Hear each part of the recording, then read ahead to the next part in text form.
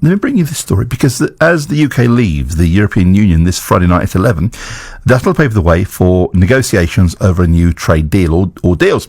Now, one company in Hertfordshire says it's struggling to find carers who are willing to work weekends and evenings because many of their staff, who may have been from Eastern Europe, have left. But not everyone has left. Joanna started working as a carer last November. She says she'll wait and see what happens in a year's time. I feel really comfortable coming here. I knew the weather, I knew the people, I knew the food, and I really liked all of this. So I wasn't sure if I will come for a year, 5 years, or 3 months. I just came here to check myself, how I will with this job and how this job will with me.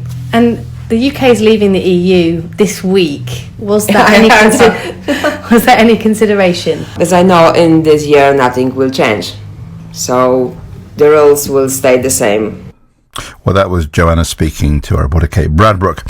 Helen arrived yesterday. She says it's easier to work here than in her home country of Spain. Here is a lot of job, and you can get your money and you can live your own life. And in Spain, because the work is very bad, it's part-time jobs, and you never get the same money every month. Then you can make plans for future. We heard earlier on that interview that Kate Bradbrook recorded with Alison Horne. We can talk to Alison now. Alison is Operations Director of Care by Us in Bishop Stortford. Alison, very good afternoon to you. Welcome to the programme. Hello, Roberto.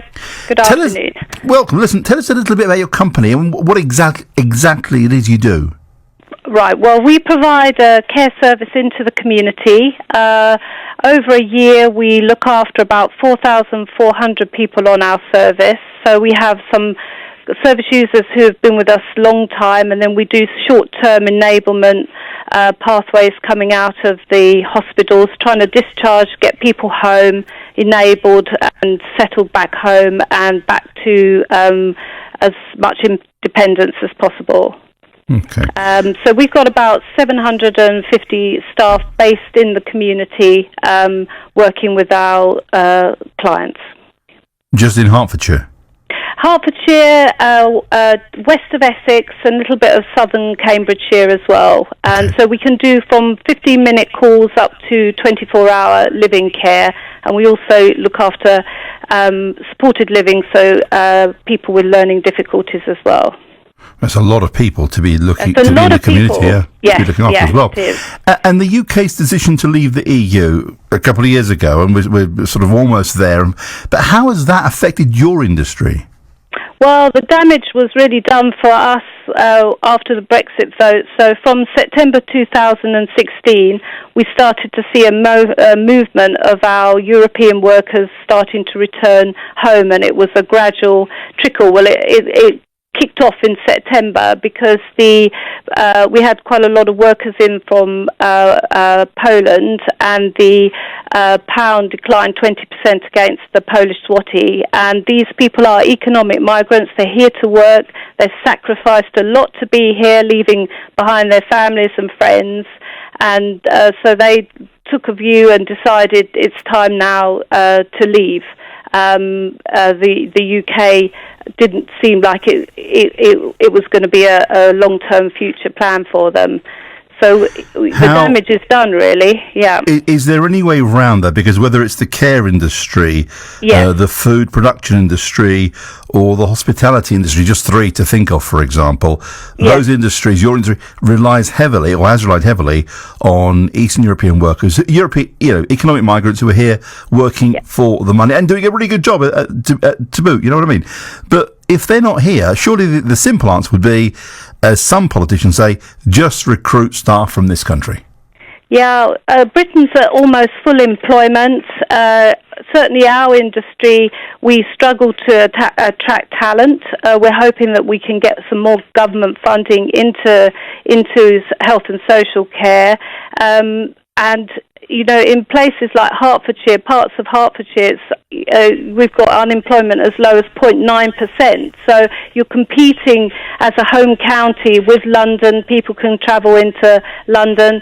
Care, in some of the other industries, people consider them to be low paid.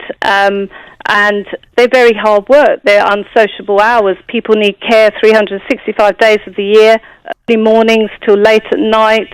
And that's what we were relying on. We have our team, local team, but we also had the Europeans that were happy to come work and do a lot of those unsociable hours, the evenings, the weekends, and that really increased for us our care capacity and ability to deliver, quality care service 365 days of the year. I hear this story from a lot of people in a variety of industries. I'm not quite sure people in Westminster quite understand what the impact could be. Leave we must, of course, but I'm not quite sure they understand the impact on a number of industries. What about looking outside the EU for staff? Is that an option, Alison? We need access to labour. We've got about 40-50 job vacancies right now. So we're between sort of 80-90% staffed. So the government needs to say, what access are they going to give us to labour?